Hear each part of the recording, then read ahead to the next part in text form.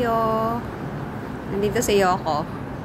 Yoko, don't try to climb up. Mahulog ka. Mahulog ikaw, mahulog. Diyan lang. So, yan ang ating mulberry harvest for today. Marami siyang bunga.